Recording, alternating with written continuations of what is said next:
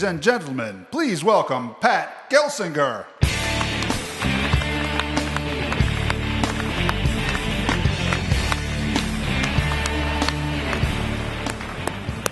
Good morning, VMworld. Okay, let's try this one more time. Day 2 VMworld. Let's try this. Good morning, VMworld. Woo! It is really great to be back here. And what a fabulous day 1 of our announcements and activities and hands-on labs and focus sessions. I mean, really tremendous. The cloud, our end-user computing, the security. And we're excited because we got some good stuff coming yet today as well. It really is a pleasure to be here with you. Thank you so much for the great response that we had from yesterday.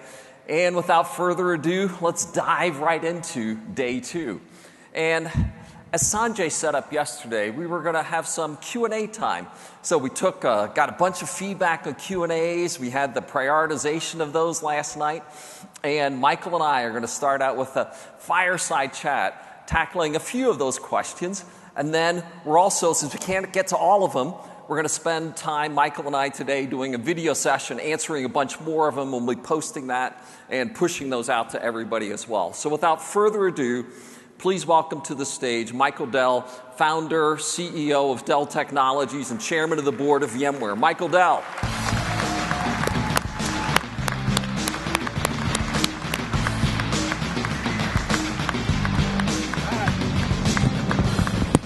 Michael, it is great to have you here. And as we said, we cut it off at about midnight last night. We got a bunch of questions coming in, and people are anxious for us to answer a few things for them. Awesome, let's do it. Yeah.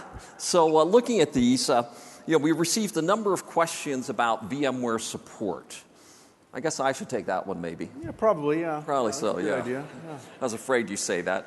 And, some of those about support quality, response time, those type of issues. And, the first thing, I just want to say to everybody is, thank you for your feedback.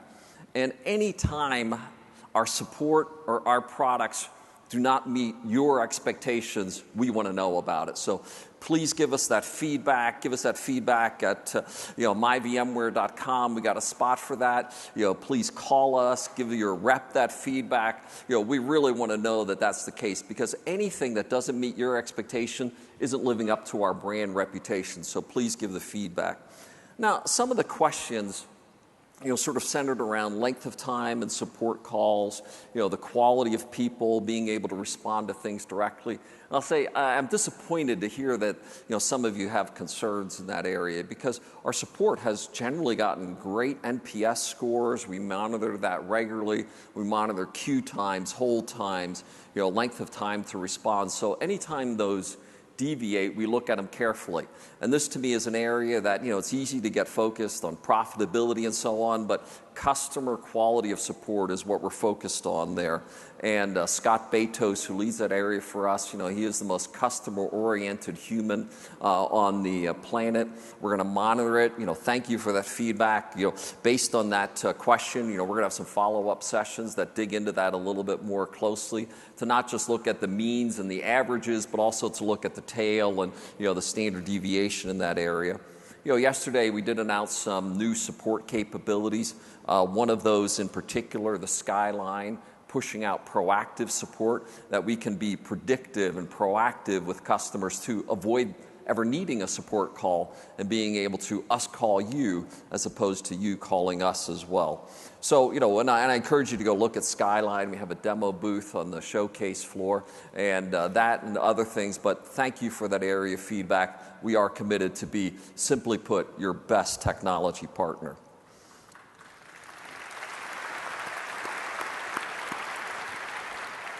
The second one, sort of centered on, questions about AI, future topics, quantum computing, machine learning. And I think both of us should probably touch on this one a little bit, Michael. Sure. But maybe you can start and your thoughts in that area as well. Great. Well, look, I think we're in perhaps one of the most exciting times ever in human history and human development. And if you think about what's going on right now with the explosion in the number of smart connected devices and intelligent nodes and the cost of making something intelligent approaching zero. And as we travel around the world and talk to our customers, the digital transformation is game on. And when you overlay on top of that the enormous amount of data that's being created, and the amount of data that's being created is doubling faster and faster out there in the world. And then on top of that, you overlay this really interesting and exciting computer science, the artificial intelligence, the machine intelligence. You get a tremendous age of human machine working together in a tremendous set of possibilities for the future. I think we're just at the beginning of this. One of the things we think a lot about across Dell Technologies is the data, because the fuel for these engines of AI and machine intelligence, and certainly we have lots of compute power and storage and protecting and managing these environments, but the data is incredibly important. Because you can have the best algorithms in the world, but without any data to feed it, your AI is not going to be very good, right? And so, we think a lot about that. We're seeing these use cases really take off. And look, I think right now we're talking about data. A little later on in today's presentation, we'll be talking about applications and developers. But across the Dell Technologies family, the digital transformation, is game on. I think there's another interesting element of this, which is it's really much broader than IT, right? It is a CEO agenda topic, right? It is how do you evolve your company? What's the strategy of your company? And if you're not thinking about how you're going to use all this data to, in the moment, make your product and service better, you're doing it wrong. Yeah, and I'll say, one of the things I sort of like this story, that when I was architecting the 486, literally 1985, I'm architecting the 486, and one of the things we looked at was how to make the 486 a great AI machine, right? I was at 1985, can you believe it, right? At the time, and the core of AI has been maturing for 30 years, and what's changed is massive compute and massive data, and yeah, we've made some algorithmic progress with deep machine learning, but the core was never really possible to be unleashed before the compute and data got at the scale that we are now. And clearly, in some examples like the app defense announcement yesterday, to me, one agenda is everybody in the tech industry needs to be integrating machine learning and AI into their products. Their products need to get better, more predictive, more insightful as a result of machine learning and AI, and that's a good example. But also our job is then to say, how can we take this platform that we're building and enable many people to build new applications and services on top of it, including machine learning, AI, big data applications as well. And that to us is exciting. And some of the edge work that we discussed yesterday, this is where tech is breaking out of the nest and we're reaching into areas never possible before, and being able to put intelligence further and further into everyday human life. There's a coming boom in edge computing, and when you, again, think about the data, there's going to be a lot of data out there on the edge, and as you get the 5th generation cellular network and all these nodes are talking to each other, you'll have a different kind of cloud that will emerge, and all sorts of new requirements in terms of how you manage and deal with that data. So we're thinking about a lot of those issues now, and across the family here, we've got a great set of capabilities. Yeah, we've been at it for 3+ decades now, Michael. We got another couple of decades of exciting stuff in front of us. Yeah, absolutely. I mean, I think we'll look back 30 years from now, and the first 30 years was actually not that exciting compared to what's ahead of us. Yeah, in fact, I like saying, today is the slowest day of technological evolution of the rest of your lives. For sure. The next question was sort of in this area of the SMB. We had lots of, that 200 logos that Sanjay, that was just impressive. Right. But maybe the question was sort of, don't forget us, don't forget about us, the smaller company as well. And, maybe Michael, you might start on that topic because, that's been so central to your business forever. Well, what I would say is that, if you look at the, economy, right, and you look at, where jobs are created, most of the jobs are actually created by small and medium businesses and emerging companies. And that's actually where most people work, right? And so I'm proud to say, since we completed the combination with VMware and EMC and Pivotal and the rest of the Dell Technologies family, we've added tens of thousands of new customers into the family here, and a lot of those are new VMware customers that are in that small and medium business space. And together we've been reimagining our products to say, how do we serve not only the big giant companies that you saw, the logos and the biggest governments in the world? We are honored to serve those customers for sure. But also, how do you serve all these other small and medium sized businesses and emerging companies? And we've got a lot of great things going on in product development. New products. vSAN is very relevant for those customers. VxRail doing extremely well in the SMB market, and many, many more things that we're working on together. Yeah, and I'll just say, we've had such success, 500,000 customers, and maybe 20,000 are big. But that means 480 or 90,000 are small, and I love the question because we can never lose focus on that, and that's one thing clearly. Dell is keeping us very accountable, and how do we make sure we're building good products together to satisfy them? And some examples like vSAN are great, very good in that portion of the market. But some of our other products and some of our focus has become maybe a little bit too much high end. And I really commit to all of you that are sort of SMB. We will continue to make sure we do a great job engineering and innovating for you as well. Maybe the next one is sort of in the ecosystem area. And, questions around, hey, co-opetition, ecosystem, HCI, public cloud, the breadth of partners here. Are we really committed to continue to have this diverse ecosystem, Michael? We said this back in October of 2015 when we announced the plan to combine. We said it again, when the combination was complete a year ago, and we'll say it again here. And I'm incredibly pleased to see the open, independent ecosystem of VMware thrive and be very vibrant. You see it out there on the show floor. You see it in the continuing adoption of VMware technologies by open ecosystem partners. Look, this is a key part of VMware's success. And so we're fully committed to that. It's as strong as it's ever been. And I think it only gets stronger. And all the great work that the VMware team is doing in extending the VMware technology reach with cross-cloud architecture, the amazing things that are going on with NSX, which I continue to be very, very excited about. The announcements yesterday, announcements we'll have later on today. The open ecosystem of VMware continues to grow and be very, very vibrant. Yeah, and we have 400 plus companies here. And every time I've talked to you about one of those partnerships, Michael, you've been very consistent. If it's good for VMware, it's good for Dell Technologies. Absolutely. And that simple line, right, any of the partnership announcements, I mean, some of them that we announced yesterday, good for Dell. Some of them, hey, they're a co-opetition. And you've been absolutely consistent in that respect.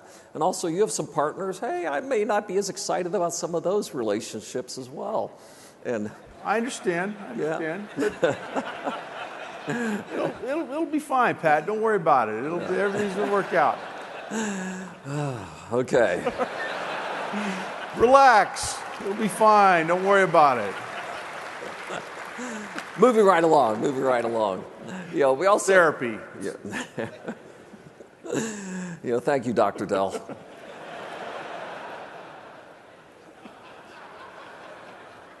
One last topic to touch on before we move on.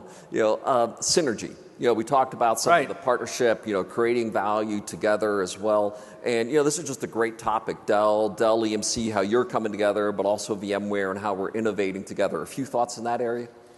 Yeah, what I've seen is the more we do together, the better it gets. And I think Dell, EMC, and VMware, go together like peanut butter and chocolate, right? And we've got a great thing going here. We talked a lot about revenue synergies, and that was driven by not only cross-selling, but also a deep level of technical integration, innovation in creating new products and solutions. And we're seeing that in all the things that we're rolling out. Every time there's a new Dell EMC announcement or a VMware announcement, you can see the deep integration while we retain this open ecosystem of other partners. So, when we talked about the revenue synergies, a year or so ago, we're absolutely ahead of plan there, right? That's going faster and better than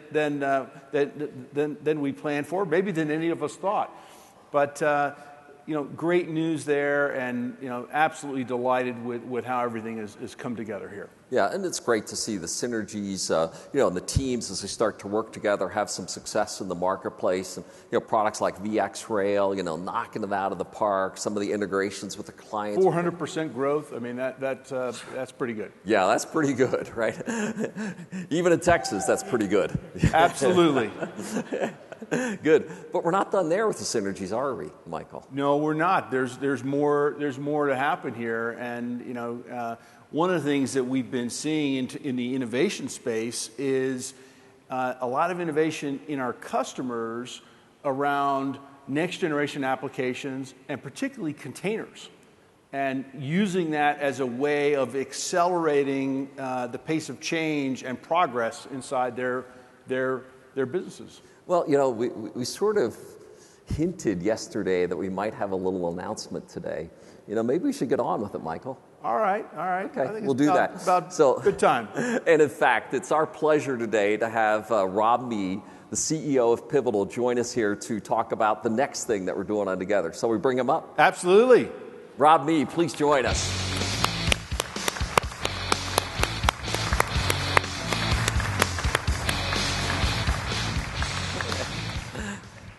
So, I'm Michael, Pat.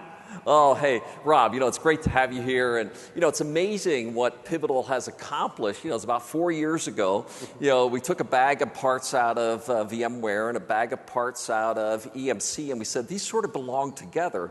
Let's form this company called Pivotal. And you guys have made incredible progress since then. Maybe you could tell us a little bit about it. Yeah, well, it's great to be here at VMworld with everyone. Excited to tell you about the progress we've been making and some interesting things that are coming up.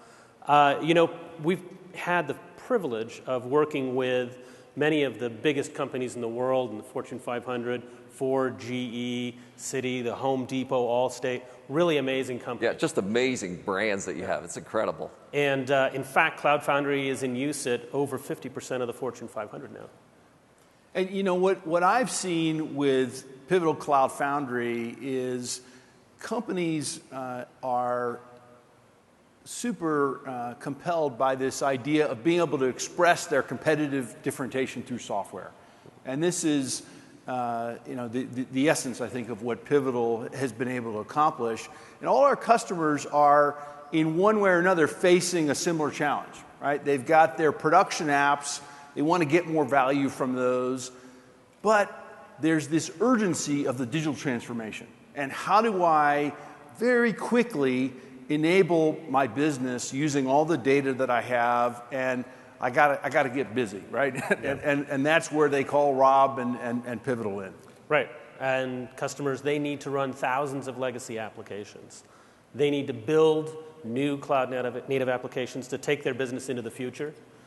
And they want to do all of this, not sacrificing availability or security. And they want to reduce costs at the same time. We engineered Pivotal Cloud Foundry to address all of those challenges. Well, it's great to talk about what you've done, Rob, and I think a lot of people here are experiencing that, a lot more need to know about. But let's dive into the news. Because the more and more we talk to customers, containers and the excitement around that, but we see customers face this challenge with, we got the cool kids over here doing the container development stuff, but how do you run it in production? How do we bridge between the, operations and infrastructure folks to the developer and the DevOps folks, and how do we work together to solve this? Yeah, well, Pivotal's been working with containers for a long time, and we're really excited to be able to bring all of that experience to the world of Kubernetes. And we know that our customers have challenges running Kubernetes in their data centers, right? So last November, we began partnering with Google to build an open source technology called Kubo. Building on top of that, now I'm proud to announce Pivotal Container Service, which is a new jointly engineered offering from Pivotal and VMware.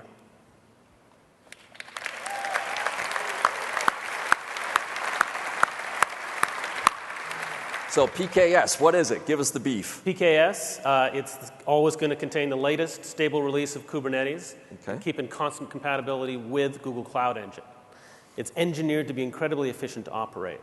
It's got NSX built in, so it has a strong focus on application security, and comes out of the box with integration with Google Cloud, with the Google Cloud Platform services. Okay, and clearly, so building on that foundation, Kubernetes, Pivotal, right, NSX, all the other VMware components we're going to deliver and integrate around that as well. All those investments you all have been making for years, we're going to make those work. vRealize automation, vRealize operation, our new Wavefront telemetry, making sure that all of the aspects of what we do with vSphere integration and vCenter utilization, all that stuff works as people take PKS and be able to scale up to the full capabilities of PCF as well. So making all of that just come together really well. And to us, we're quite excited about this capability of PKS, Pivotal Container Service, to run your business. And I mentioned working with Google. So at this point, I'd like to introduce someone very special, Sam Ramji from Google Cloud. Please come up. Hey, Mike. Good to see you. Rob, thank you. Matt, great to have you here. Pleasure to be here. Good morning. So it is fantastic to be here. All of you are running the hearts of enterprise data centers everywhere. It's a privilege to be able to speak to this community. It's fantastic. Well, and look, Sam, Google is a company, if there ever was one, that was cloud first and born in the cloud. And you guys have also been fellow travelers with VMware and Dell EMC and building out these cloud architectures. And we've talked about that for a long time, and particularly with Pivotal and Cloud Foundry. And now you're taking your expertise in containers and the cloud, and you're contributing it to the community. And I think that's really powerful, and we're seeing that resonate. Tell us a little bit about what you're doing to take containers to the next level. So container-centric cloud is a more portable cloud. So I think probably everybody here has seen that container adoptions hit warp speed. We see an open hybrid cloud forming on Kubernetes, like one great open source project moving very, very fast. Kubernetes has already had 53,000 commits just in the last few years, right up there with Cloud Foundry. It's accelerating, and we have this one place that we can all share our ideas together. The great thing about open source is we've taken what we've learned at Google with 10 years of container orchestration at scale, building on Borg. Now, Borg has been running containers for Google for over 13 years. We have learned how to run billions of containers in real time, supporting Google Search, supporting Gmail, supporting YouTube, and we've poured all of that expertise into Kubernetes to be able to give that back as a gift to the community. So being able to share it with you, do co-engineering, kind of bring the capabilities of all these to customers. We put that into Google Cloud as Google Container Engine, which we call GKE. So thank you for the nod with PKS, pointing at the Kubernetes inside. So it's a managed service, makes it really easy to run containers in the cloud, from prototype to production to planetary scale. So Sam, it is just really great to have you here. So give some of your thoughts on PKS and why that's so important for our mutual customers. So our customers really want to be able to run compute wherever they want, right? Sometimes they want to run it in the cloud, sometimes they want to run it in their data center, many data centers, and in fact, many clouds. So they've been asking us, how can we get some of that capability that we get from Google Container Engine, but deploy it where we want? So that's where Pivotal Container Service is just fantastic. It's built on the same rock-solid Cloud Foundry infrastructure called BOSH, as Rob talked about, the Kubo common open source base, so powerful. And then being able to do this constant compatibility. All of you running data centers know that inconsistency is the enemy. So if we can deliver you the same service, the same time, every time this incredibly fast-moving community updates its software, we will give you a common service that runs the same way. That'll make your lives easier. But we're also aware that every application needs services to run on. So we're putting Google Cloud Services directly into PKS. Anywhere that you have Pivotal Container Service, a Bigtable, BigQuery, machine learning, Spanner, AI, the latest and greatest from Google. So that's exciting to us. So it's your hybrid cloud. Well, look, this is a really exciting day for us, and I am especially proud to see two members of the Dell Technologies family come together, Pivotal and VMware, working so closely together. And one of the things we heard loudly and clearly from our customers was, we want you to do stuff like this, right? And to bring this together with Google is tremendously exciting. I think enabling the next wave of IT and digital transformation for our customers. So, thank you guys very much. Thank you, Sam. Thank you, Rob. Well, it's a pleasure. You mentioned fellow travelers before, and when I had the first conversation with you a while ago about that, I had met Rob a few years ago because he asked me to be the CEO of Cloud Foundry Foundation. Now, about 9 months ago, I joined Google, and as part of that, I'm Google's board representative to the Cloud Native Computing Foundation. Why all these foundations? So that we can have open technology and nice things. The CNCF is the home of Kubernetes. So I am thrilled to welcome both VMware and Pivotal as platinum members to the Cloud Native Computing Foundation today. Yeah, very good. Fantastic. Thank you, Sam. Awesome. Thank you. Well, Rob, it's been great what you've been able to accomplish at Pivotal. It really is exciting, and partnering with you for PKS is thrilling. Sam, you honor us by your presence here, and happy to join you in CNCF and really, move this forward around Kubernetes and that community. Michael, thank you for the Q&A and being here with us to make this exciting announcement today. Everybody, let's give it up again for Rob, Sam, and Michael. Thank you. All right.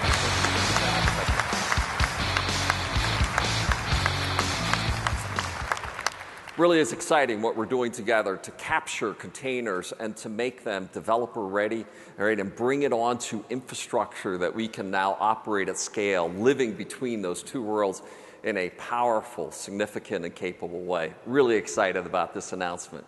Well, without any further ado, right, we'd like to get on to the meat of the Day 2 keynote. And to do that, it's my pleasure to have Ray O'Farrell, the CTO. Now, I was CTO for Intel for many years, so I sort of view it as that is like the certified smart guy of any organization. So it's my pleasure to introduce the certified smart guy of VMware, none other than CTO Ray O'Farrell. Ray?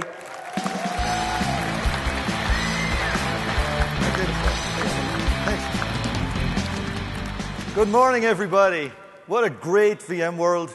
We got product announcements. You see new products appearing here this morning. Very, very great. Great to see you all here. This stadium kind of reminds me, I should be asking people to take out their phone lights or something like this. It feels like a rock concert thing. What we want to do today, however, is go through a lot of the breadth of what VMware's products really are. And one of the things what we want to think through is, how do we put those products together? What is behind when we build various products for you, our customers? What is our thoughts? What is our thinking on that? And really, there are 3 or 4 main driving principles that have really led us to look through those over the last year. And broadly speaking, we want to make sure that you can take advantage of the most modern infrastructure that is out there. When you see us building partnerships with companies like Amazon, when you see us trying to figure out what is the best way to give you a globally consistent management and operations story across that infrastructure, it is to make it easy for you to manage and consume this new modern infrastructure. We also want to be pragmatic about how you consume innovative technologies. In the end, most of you are enterprise customers. You need to focus on robust quality delivery of your service. That is what your customers are demanding. And we need to make sure that that operation aspect of those products are maintained as well, even as you consume the new technologies. Sometimes you also ask us for new consumption models or business models. And you see quite a few of the products being announced at this VMworld are delivered as a service, SaaS-based infrastructure. And we'll learn a little bit more about some of that in a few moments during the demos. And finally, developer friendliness, the ability to be able to allow developers to leverage this great infrastructure and build the applications, which I think if I got Dell's quote right, is the imperative of you being able to make your company unique and different from the competitors that are out there. That is what we focus on. So today, in the context of this, we're going to give you demos across a large number of VMware products. And we want to do this in a way that shows you how these products actually get used. So without further ado, what I'd like to introduce is a fictitious company, a company called Elastic Sky Pizza. So for those of you who are long-time VMware alumni, you'll know there's a little Easter egg in that name. Broadly speaking, though, Elastic Sky Pizza is having a few challenges. It is a company which is facing disruptive competitors. Recently, they've had a data breach, and they're worried about security. And anytime you face a series of problems like this, the organization says, we're going to have to revive the organization. And as all engineers in this group know, you have to give such a project a cool new name. In the case of Elastic Sky Pizza, they call it Project Leonardo, the big push to revive the company. And it's all based around digital transformation. So let's step back for a second, check in with Elastic Sky Pizza.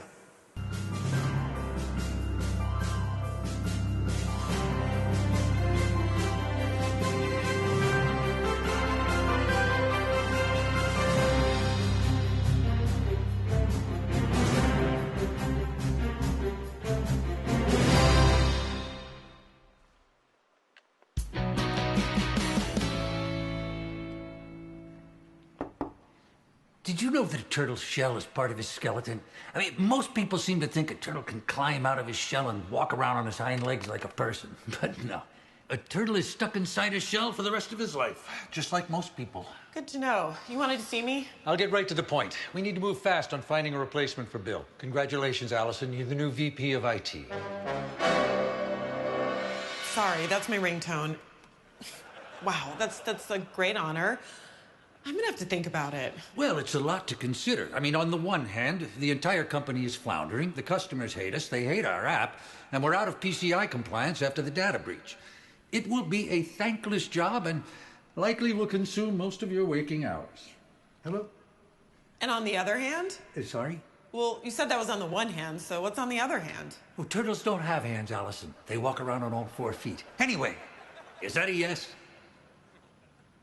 Sure, I'll do it. Great. Now, run me through your plan for migrating and scaling the production apps. You know, honestly, this should have been done months ago. I'm a little disappointed in your tenure so far. I've literally had this job for 10 seconds. Well, what are you standing around here for?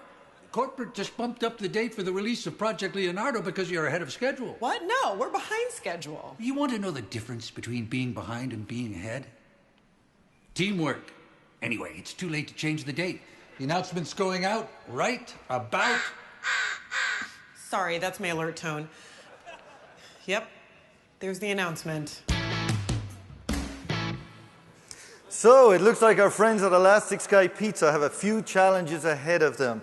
Allison's got to turn the whole infrastructure side of this company around as quickly as possible. And so we want to see how is she going to leverage products from VMware to help her do that. And to help me do that, I'd like to please welcome 2 people, one from our R&D organization, Purnima Padmaban, and from our Office of the CTO, Chris Wolf. Come up here, guys.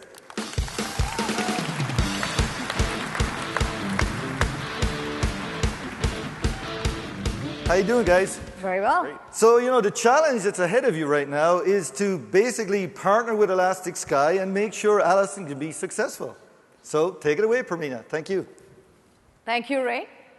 So Allison has a big challenge in front of her, and Elastic Sky Pizza has ambitious goals. First of all, they want to completely transform the ordering experience, a single-click yet secure ordering experience. Number 2, they want to overhaul their supply chain from vendors to delivery so that only the freshest lands on their customers' plates. And number 3, they want to delight their users with a personalized experience gleaned from social media information. Now let's think about this. This isn't just about pizza. It's about you. We're all in this boat. You're trying to disrupt, and at the same time, you're concerned about who is your next disruptor. It may not be even someone you're thinking about. But to truly be that agile disruptor, we have to think differently. We have to stabilize. We have to retrofit that existing environment. But we still have to think about how we can approach traditional IT in new and exciting ways. That is true. So to help Allison on her journey, we have a few featured VMware products. For you, Robin, To stabilize their environment, VMware Cloud Foundation, and to secure it, VMware App Defense. To help with migration planning, VMware vRealize Operations, and to expand their capacity quickly, VMware Cloud on AWS. And then to help with migration planning, VMware vRealize Network Insight, and VMware vRealize Automation to do the migration by triggering vMotion. So let's get started, Chris. Let's dive in. Now, if we think about this, it's easy for us to stand up here on a stage and say, our job is to make tech just seamless and easy. Our landscape is incredibly diverse. We have multiple public cloud and SaaS services. We have data centers. We have branch and edge sites. We have quite a bit going on. And if we just say, here's your directive to stabilize or simplify, it could be overwhelming. Where do we start? Let's just level set here. If we think about our landscape, what we have is a variety of public cloud platform services. When I'm trying to do something fast, I need incredible velocity. Those services are fantastic. I want to take a mobile application from inception to completion and unlimited scale in 45 days. The public cloud is absolutely the way to do it. And from VMware, this is where our cloud services can come in, where we can give you consistent operations and management across that variety of services. Now, if we go down a little bit further, we can think about how can we really package our applications to have a lot more control, a lot of application agility, and a lot of flexibility. And this is where platform as a service and containers as a service can really help us out. The challenge we can have here sometimes, though, is for all that application flexibility, we could have some operational drift. Imagine moving an application and doing things that we always have to be faced with, whether that's having audit or compliance considerations, or performance management, or change management, or backup. These can be a bit of a challenge to recertify in a different environment if that stack below the application changes. But if we can layer that application or platform as a service and containers as a service on a common infrastructure as code layer, this is where we can get the best of all worlds, consistent operations as well as application consistency for our software engineers. So let's dig in a little bit. You can go to the cloud and you get infrastructure as code from a variety of sources. But where VMware is different is we can give you globally consistent infrastructure as code. It doesn't matter if your application is running at the cloud, doesn't matter if it's running in a data center, doesn't matter if it's running at the edge. You're going to get that same experience no matter where it is. And let's face it, infrastructure as code is a key building block. It doesn't matter how I expose that. It's something that all applications require. We can make that consistent. We can give operations consistent tooling and operations. We can give our developers consistent tooling, telemetry, and that consistent experience using their own native tools that they're familiar with, which we think is very powerful for you and for the community. So we have the right answer for you there, Chris. It is VMware Cloud Infrastructure, anchored by VMware Cloud Foundation, which is a combination of vSphere, vSAN, and NSX. We give you a consistent, validated, prescriptive approach to deploy your cloud infrastructure, be it patching, updates, or ensuring hardware consistency or software consistency across various stacks or silos. We have got you covered. Now, with the infrastructure consistency in place, you simply add VMware vRealize Suite, and you get a complete cloud, one that is fully managed, governed, and easily consumable by developers. So we have stabilized the environment for Allison. How about security? Let's dig in, Purnima. Fantastic job with Cloud Foundation in terms of setting that infrastructure. Security, though, let's think about this. We heard about app defense yesterday. When I'm thinking about security today, what is it like? I think it's like fishing in a lake. I go fishing, maybe I catch 3 fish for the day. But there's probably 1,000 fish in that lake. Catching 3 fish, it's not a good day. There's 997 that I didn't catch. That's security today. We can't continue to just hunt for the bad. We certainly have to do that. But with app defense, we can operate from a known good state. We can understand what's good about the application, how that application operates, how it uses the network, how it uses processes. And when things change, we can act on it. That's incredibly compelling. Let's get into the demo to see some more specifics here. So what you see here is you see the Elastic Sky Pizza payment app.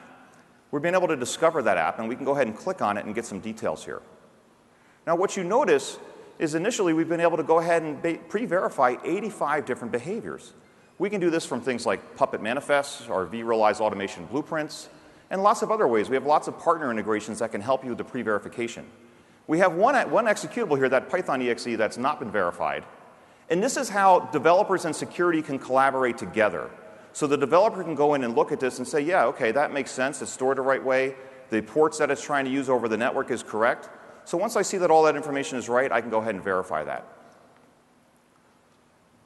Once it's been verified, I'm going to go back out to the main console here, and I can go ahead and turn on verification and turn on protection. So now we're monitoring, and we'll be alerting and acting on this. Let's take a look at some of the actions that we can do as well.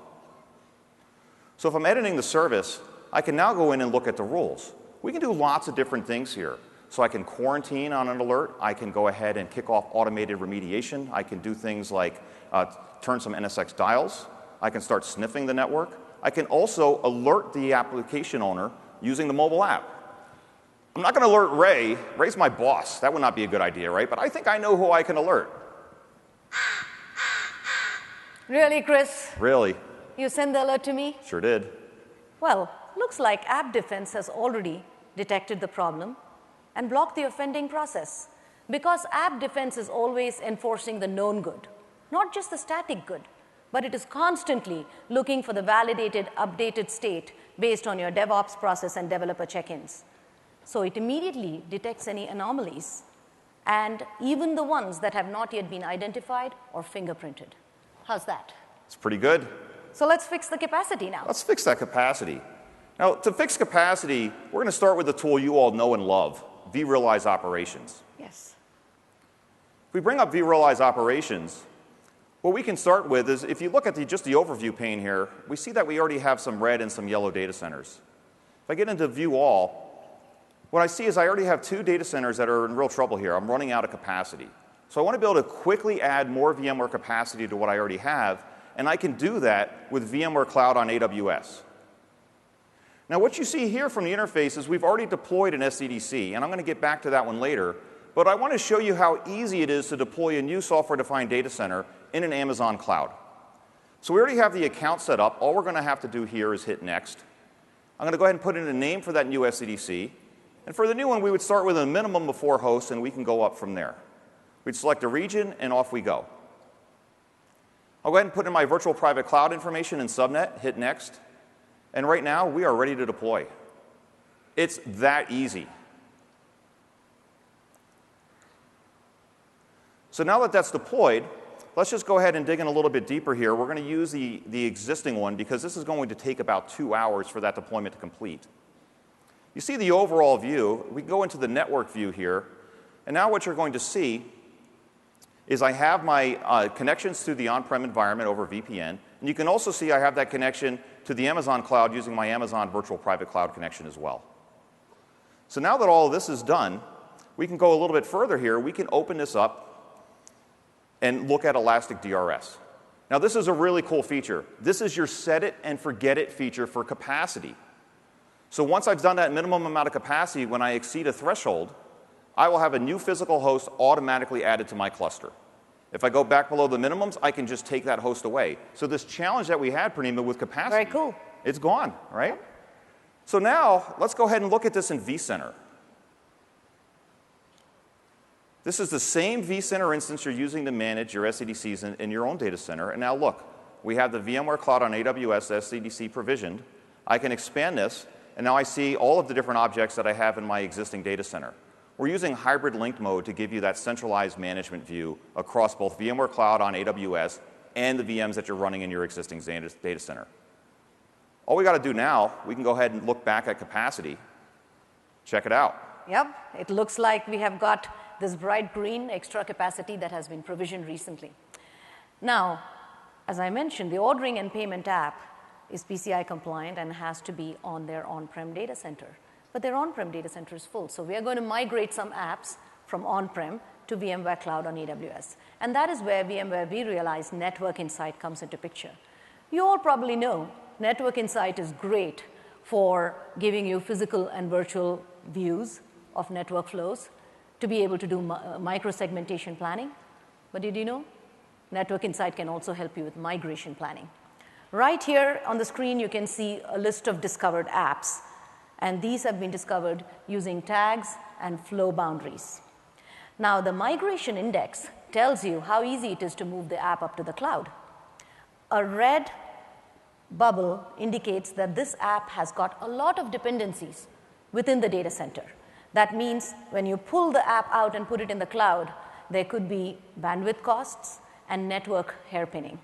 So let us look, and a green dot means that the app is fairly isolated. So a good candidate for migration. So let us look at that big green dot, which is ESP vendor portal, Elastic Sky vendor portal. The area in blue shows the app and its flow connectivity with the rest of the services. Now, the nice thing is, while there is some dependency, it is only 7% of the total flows that are there across total traffic flows. So this is a good candidate to migrate. So let us do a what-if planning. I'm going to choose the newly provisioned SDDC, and we see immediately a list of VMs that will be migrated, the associated security groups, and we also see the new flow diagram. Now, this flow diagram pretty much looks the same as before, so I know I have not created any additional complexity. So let us go ahead and migrate this app. So for that, I will switch to VMware vRealize Automation. This is a managed app, and it was provisioned by automation to start with. And so I can simply go to the deployments, go to my day 2 action, and select migrate. Now, it gives me a choice on which data center to migrate. So I pick the newly provisioned SDDC and select migrate. In the background, the vMotion kicks in, and you can see in the vCenter client that the VMs are being vMotioned up to the VMware cloud on AWS. So we have stabilized the network. We have secured the environment. Ray? So guys, I think at this stage, Elastic Sky must be getting pretty happy in terms of, stabilizing their basic environment. If we think about what was actually done there, though, we have given them a global consistent management across these clouds. That creation of the new VMware available infrastructure on Amazon was just so easy, leveraging many of the tools that you have today. Focusing on concepts such as security and making sure that it's enterprise ready, you see this new technology, app defense. Security right at the heart of the SDDC, not some peripheral security around the boundaries or edge of the application itself. One of the purpose here, of course, was to make sure that Elastic Sky were able to have a very consistent, stable environment. And of course, my brethren here from the vSphere team said, at the heart of VMware Cloud Foundation is, of course, vSphere. And I wanted me to remind you that vSphere 6.5 Update 1, that has been the fastest adopted release that we have had in history. So when you're looking at getting the best stable environment, we need to focus on that as well. It is, of course, one of the components of VMware Cloud Foundation. So guys, let's see what's happening now over at Elastic Sky as they begin to look out how are they going to build the application. UI UX is looking great, Zahar. Thank you. Now, Mike, how's app integration looking? Oh, well, on the ops end, everything is good. The real problem is on the development side. After the last compliance issue. Actually, I think the problem is that ops isn't terribly agile. There's a lot of foot dragging that really... Foot dragging? Huh, I mean, that's not the phrase I would use. I would say maybe doing our job correctly or, fixing other people's mistakes. Anyway, we are going to need more money to finish on time. Us too. Much more money. There isn't any more money. That's it. Please, try to see each other's perspective on this. Oh, totally. We are always trying to put ourselves in their sandals and see things from the incredibly narrow perspective of ops. I stand up for them when everyone calls them technical dinosaurs, overpaid plumbers, or underground mole people. Everyone says that ops intentionally destroys innovation, and that's not fair. A lot of times, it's not intentional.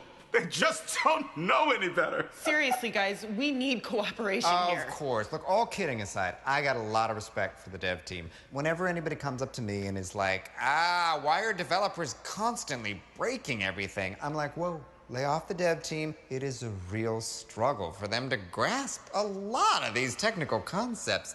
I mean, we're the engineers, and they're like artists. Well, they're like child artists who've never actually seen art before and don't really know what art is. Hey, guys, We have 6 weeks. Is this meeting gonna run through lunch? We should order pizza. Oh, let's order from Shredder. Their pizza's cooked by robots! That's our competition. Robot pizza! Servo looking good. The oven's in my belly. The oven's in my belly. Oh, boy. You know, I can relate. I had some buffalo wings last night, and I have an oven in my belly, too. Really, Chris? You want to share that? Yeah, not a good idea. No, look, I mean, Elastic Sky, they have ambitious goals. They're looking to redefine the very way that they manufacture, make, and deliver pizza. Making pizza en route on the way to customers. This is really incredible dynamic stuff. And the other part, too, pizza fans that are looking to join that growing gig economy, they can sign up and they can be a driver for Elastic Sky as well. Very cool. So they have a lot of work to do.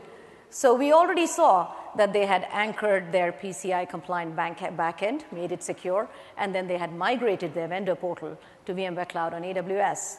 Now, we are going to leverage VMware Pivotal Container Service to deploy their front end, containerized front end. And then our automation service. By the way, this is a tech preview. But since it's Ray's day 2 demo, we were told we can show near futures. And so automation service to manage across all applications and deploy the vendor logistics on VMware Cloud on AWS and the social media engine on native AWS. And then our VMware NSX Cloud to secure it all with common set of policies. So Chris, let's take it away with VMware PKS. Let's take it away. It was a very exciting announcement that we had seen earlier. And if we think about VMware Pivotal Container Service or VMware PKS, this is going to give you the easiest way to deploy and manage containers and containers as a service at scale. So this is going to provide that multi-tenant container layer that your software engineers require, and it's going to give you that integration with all of your key operational tools at the same time. So we're clearly getting the best of both worlds. We're getting that consistent infrastructure as code, consistent operations, and most importantly, the consistent developer experience. Let's dig into the demo and take a look. This is the ops view. So you're seeing our VMware Pivotal Container Service operational interface here. And you can see some of the things that we can do there in terms of cluster deployment and host deployment and things like that. I'm going to walk you through the process of how easy it is to deploy a new cluster. So I have my vCenter server instance in there. I'm going to give it a cluster name.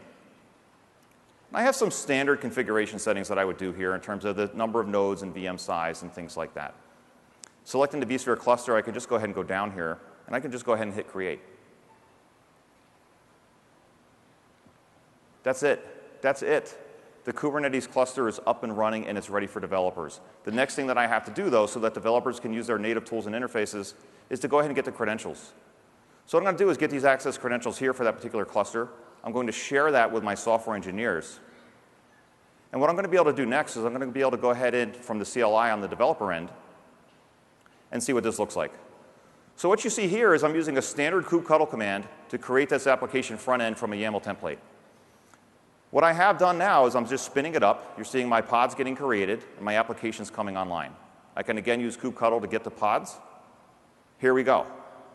Now that's pretty cool, right? Native developer experience. My operations folks are using their tools of choice.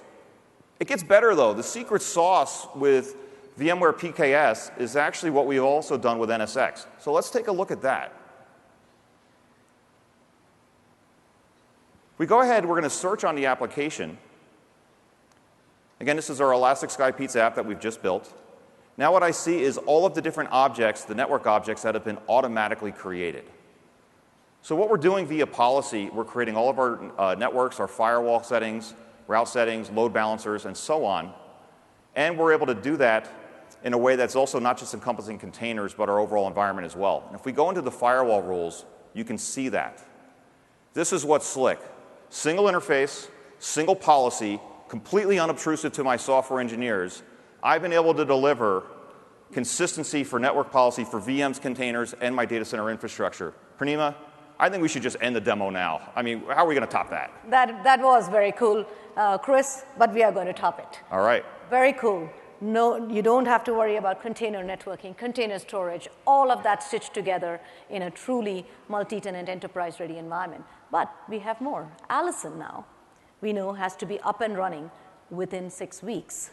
So she is planning to use VMware Cloud Services to get up and running with a swipe of a credit card. So what is VMware Cloud Services? Built in the cloud and built for the cloud, a truly multi-platform polyglot cloud, and built for all kinds of apps, traditional apps, cloud-native apps, and hybrid apps.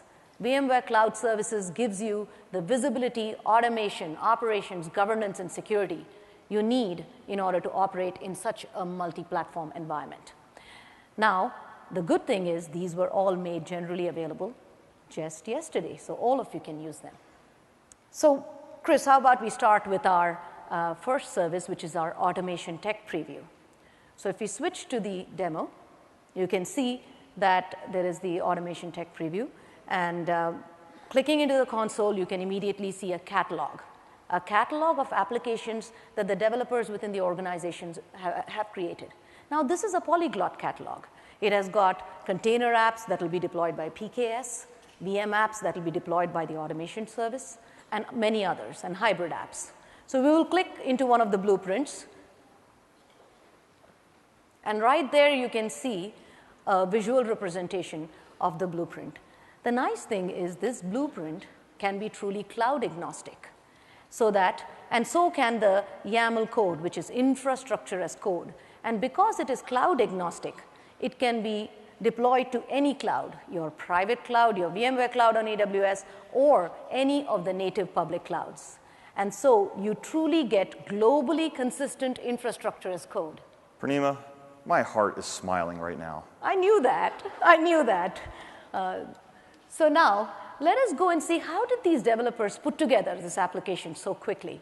So within the product, we have an in-product marketplace. We have sourced a whole bunch of applications, commonly used open source applications like Node.js, MongoDB, and curated that into the marketplace.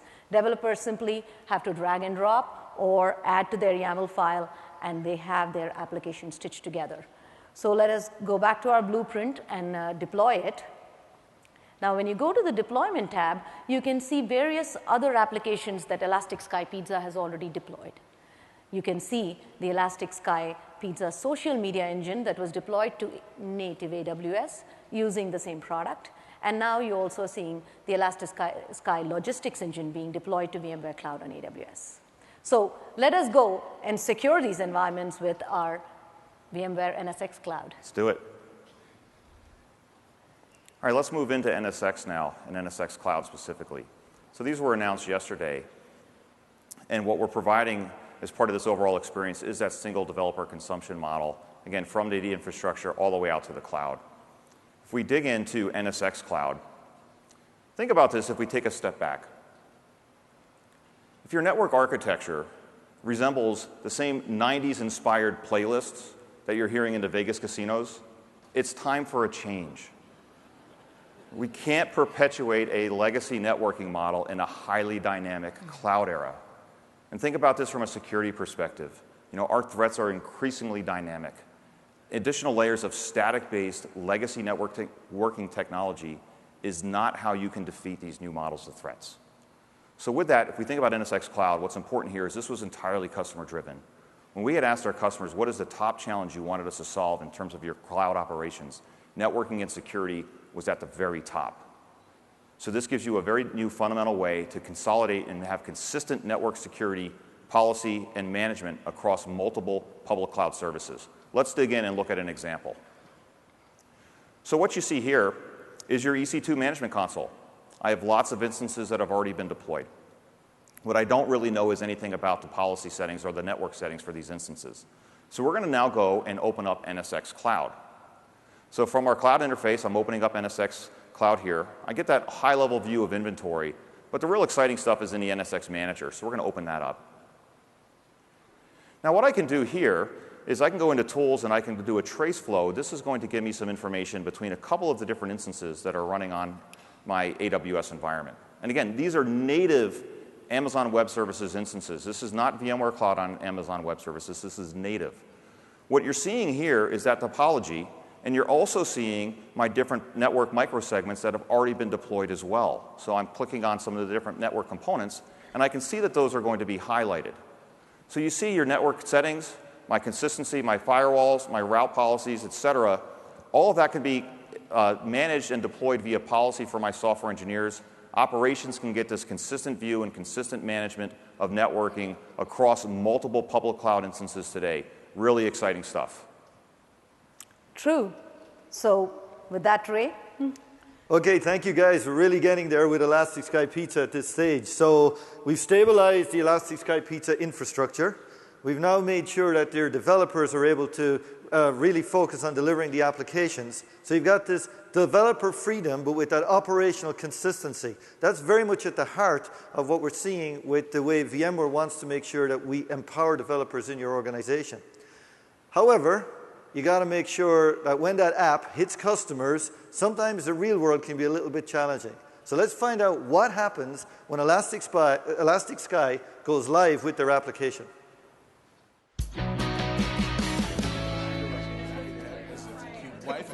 It's a pesky one. I think it actually is Quattro's Leches cake. Hey, team, I just want to say how immensely proud I am of the job you've done. Project Leonardo is live. I never doubted you for a second. I mean, even when everyone was telling me, you know, they're going to fail miserably, and I replied, well, yeah, probably. I knew you could pull it off. Thank you, Jeff. The team here have worked incredibly hard to meet today's launch deadline, so. International Pizza Day, the greatest day of the year. And thanks to this app, nobody will ever have to order pizza by phone again. Well, the app's on a phone. Here's to everything working perfectly and nothing ever going wrong. Sorry, that's me. You're on with Celebration Devon. What? No, ma'am, I don't know where your pizza is. How'd you get my number? Is there a bird in this room? The app's taking over a minute to load. People are getting charged multiple times for the same pizzas, and online support is getting crushed. And you're just standing there drinking champagne? Allison, we need this fixed now. What's your plan? That is me. No, I still don't know where your pizza is, ma'am. All right, I love you too. All right, let's think about that. This is typical, though, of our lives in IT. We build really cool solutions. We think they're rock solid and perfect. Things go wrong. We work late. We eat a lot of pizza. Oh my God, all this talk about eating pizza is making me hungry. Let us just go order some pizza. I'm pretty sure we can get Elastic Sky up and running. Let's see if they know my preferences. I hope so. So, in order to get Elastic Sky back on track, we are featuring a few VMware products. The first one is Wavefront by VMware. Wavefront by VMware is a SaaS-based metrics monitoring and analytics solution that leverages the power of big data and machine learning to fundamentally transform the way developers and DevOps assure performance of their applications, especially applications that are running on containers, on functions, on VMs, across multiple different types of clouds. The second product we are going to be featuring is VMware Workspace ONE Intelligence. It takes those insights to the last mile, out to the end users and the mobile devices and the workstations, so that not only can you look at what trends are going wrong, but you can drill down into an individual transaction all the way down to the line of code that is causing the trouble. So let's go ahead and take a look at Wavefront. So right here, you can see Wavefront is already measuring the key performance indicators. Here you are seeing orders per second, and you can see that has dropped precipitously. Now, on the other side, you see a jumble of lines. That is a whole bunch of metrics being collected from the rest of the infrastructure, all the way from the network to the app, about 500,000 metrics per second. Now, let us go and see if there are any patterns that we can find with orders. So let us see if it's anything specific to a geo. Now, you can see that pretty much the orders have dropped across all geos, so there is no geo correlation. How about by app server? Now, right here you can see most of the app servers are serving up fine, but there is one app server, which is app server 5, that is causing the problem. So already, within a few seconds, I have gone from a key KPI being wrong to saying App Server 5 is wrong, is the problem. Now let us switch the dashboard to App Server 5 metrics, and let us go to the right-hand side. Now, I could start mining all that data to find the root cause of the problem, but that'll probably take me a lifetime. So I'm just going to ask Wavefront to correlate these metrics and do its magic. So right here, I'm going to ask Wavefront to correlate orders per second with other metrics. And out of those 500,000 metrics, Wavefront has given me 3. We know the free memory is dropping. We know the garbage collection rate is increasing. Usually, that is a standard app server problem. Great. We are going to reboot the server and ask the devs to figure out a long-term fix. And pretty much we're there. Now, at the same time, I notice that the user registration rates are timing out. Now, that is a perfect one. This is the mobile user to look at in Workspace ONE Intelligence. So let us do an in-context switch to Workspace ONE Intelligence. And right there, you can see that the registration timeouts are increasing. So we look and drill down into register account and look at that specific transaction. Now, when you look down at the transaction, you can see the specific line of code where the failure is happening. It is the electronic signature from the third-party service. So we want to know if this is in a specific region. So let us go and look at the geo map. And right here, within, again, a few clicks, I know it is the eastern region servers that are not serving up the electronic signatures properly. So just a call to the third-party vendor, and we should have the issue fixed. But now we also want to make a platform update change so that this does not happen again. And so for that, we will just send out a Jira ticket and get the platform update going. All right, Pranima. Now this is where that was pretty hard to beat, right? That was pretty slick analysis, no question about it. Trying to beat it, I don't think I could do that quite yet, but this is really, really cool. This is really, really slick stuff. What I'm going to show you is Workspace ONE mobile workflows. Think about your life when you have to do an approval. You know, what do? We have to go get back to our desk, or maybe we have a mobile app. We've got to sit down, we've got to log in, we've got to look at it, we've got to click some things, we get it approved. It's pretty disruptive. Depending on where you're at in your life or how busy you are, that might be something normally you would wait until you got back to your desk or office. With Workspace ONE mobile flows, we can do this incredibly quickly. Check this out. So I'm going to get the notification on my mobile phone that the approval is required. I'm simply going in, and what I can see is I see that required approval update. I'm going to just tap on approval, see what it is about. Boom, done, approved. That's it. That code push can happen now. That's how easy that approval was. That was quick. Now, so we went all the way from alert to problem identification to resolution in a matter of few minutes. Now, I did want to say Workspace ONE by VMware is now available for free trials. So you all can actually sign up and try it. And that's so what Ray? we mean, consumer simple and enterprise secure. Right, Ray? Yep.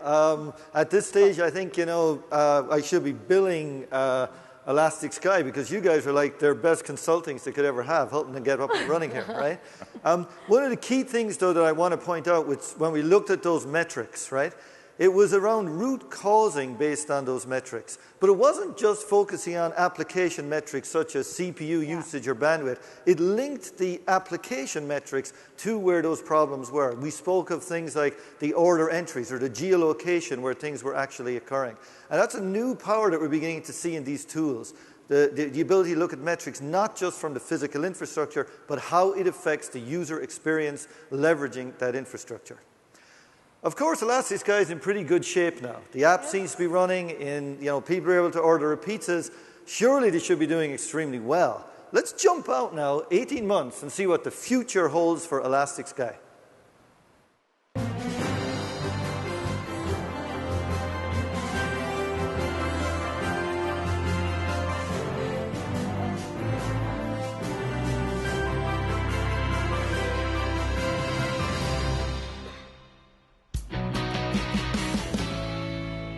Do you think pizza robots follow Asimov's first law of robotics? Great question. Just the guys I wanted to see. Why are you dressed like that? It's the future, Allison. Why are you still dressed like you were a year and a half ago? Oh, touche. Coincidentally, the future is exactly what I wanted to talk about. Did I hear someone say future? That's my favorite word. Let's whiteboard ideas for the future.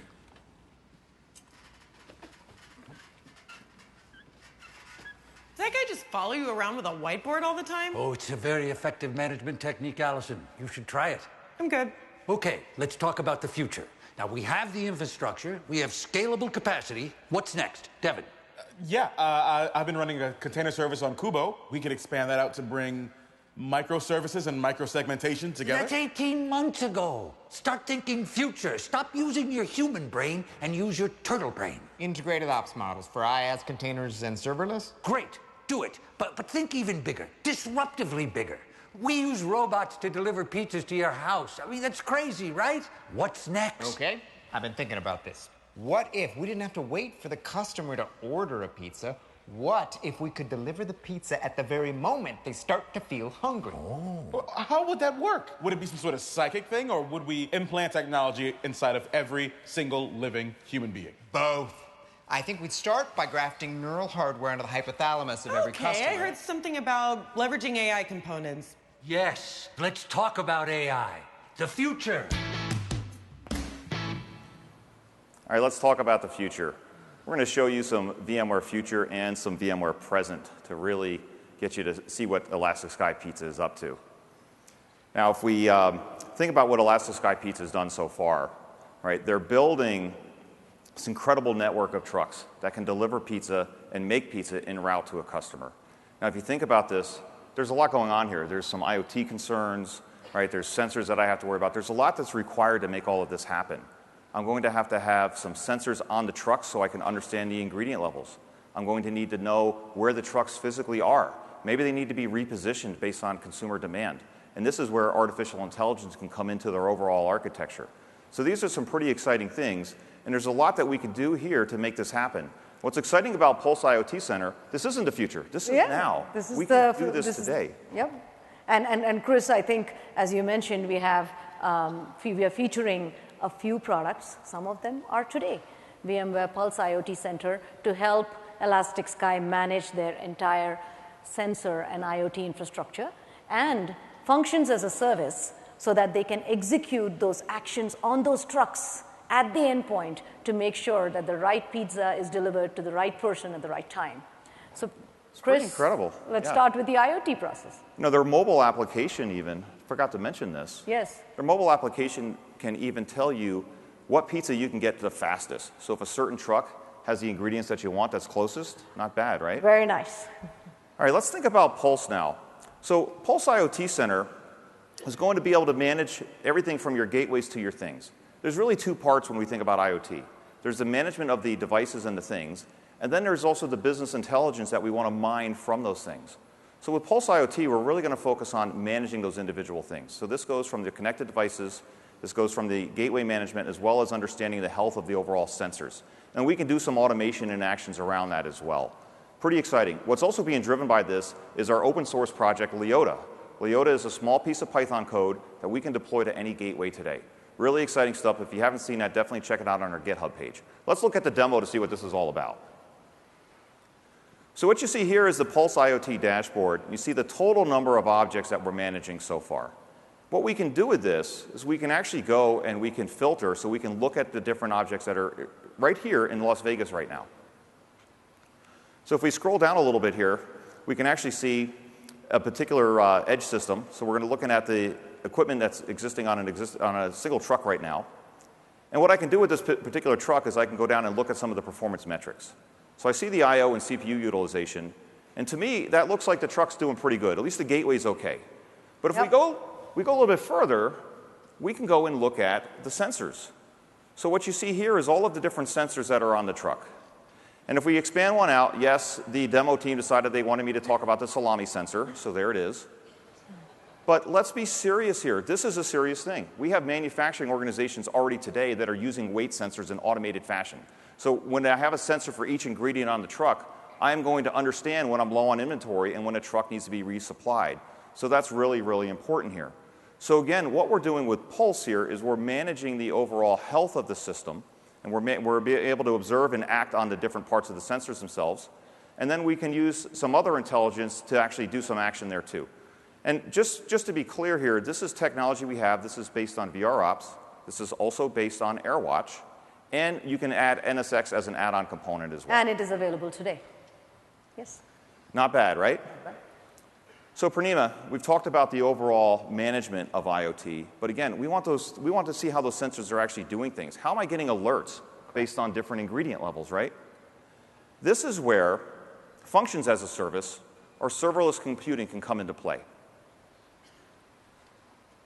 Now, what we're talking about here is a workload or a type of service that's traditionally a public cloud service, and we're running this on vSphere. This is exciting. And you might say, well, wait a minute, is this some kind of crazy VMware thing or some self-serving idea? The answer is absolutely not. There are compelling business reasons why our customers are asking us to do this, as well as our provider partners. Now, just so you understand the overall architecture here, we have a variety of event sources. Those could be the weight sensors on the trucks, as an example. And those can generate triggers and rules. So the rules can have actions occur based on a particular type of trigger. So if I get below a particular weight on the weight sensor, as an example, I'll be able to execute an automated action based on that weight. So that might mean resupplying a particular ingredient. If there's a type of alert or something like that, I might have to set up a service ticket now to be able to repair a bad sensor, right? Nice. So really cool stuff. It's one thing to talk about this. I want to get into the overall flow of this in a second, but I want to be really clear here. There's 3 fundamental use cases we see where this has become really important to customers. And the way to think about this, think about your Alexa at home. You know, when I talk to my Amazon Echo and I ask her a question, the delay time for me to get an answer could be 2 to 3 seconds. That's not a big deal at home. In a manufacturing organization, that's an eternity. That's too long. So one area that we can address is the latency. Yep. You know, localized execution.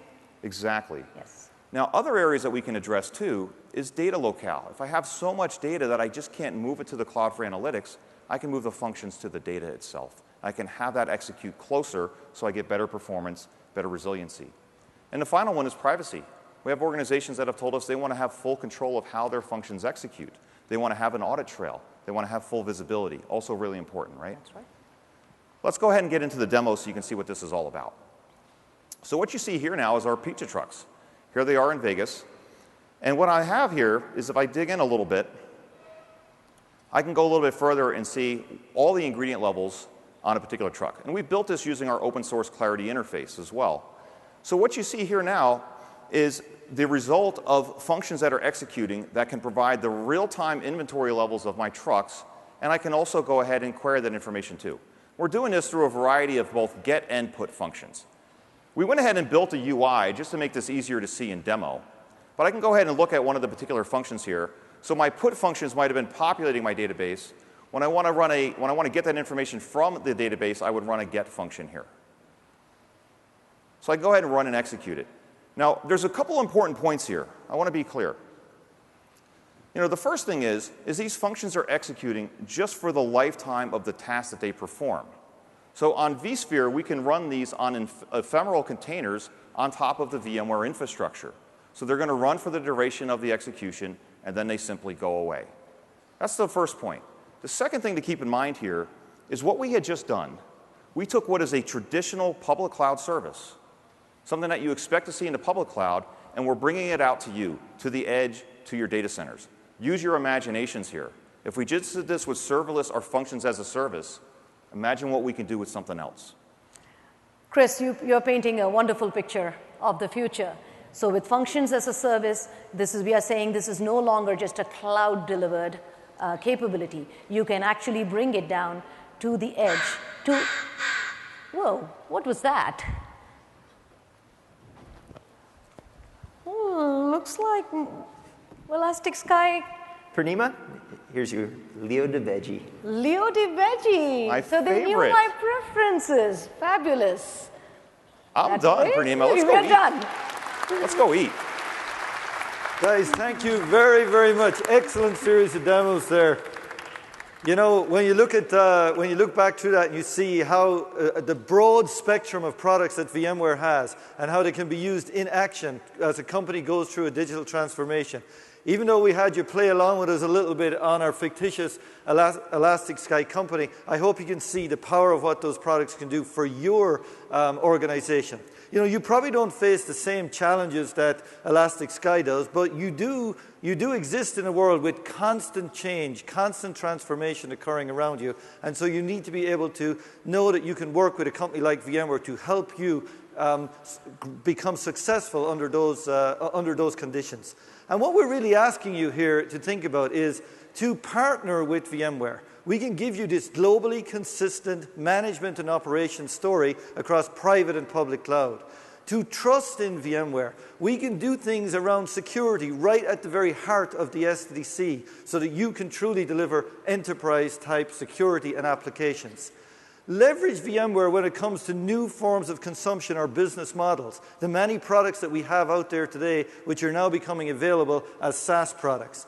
And build with VMware. Build great developer experiences and still manage to make sure that you get great operations day to day on this. Can we move to the next one? So, one of the things that I do want to just, before we go, make sure that you remember there's a lot more going on at VMware. I want to highlight some of the showcases that we've going on here. And, of course, we've got the party tomorrow night. The party is a great opportunity for networking and a great opportunity for us to say thank you for coming to VMware. Great, that's a great place every single year. Very exciting VMware parties. I especially want to thank the team who built the demos for Elastic Sky, who built those cool videos up there, and of course Purnima and Chris for all that they've done to work through all of this demo here today. So with that, thank you very much. Have a great VMworld.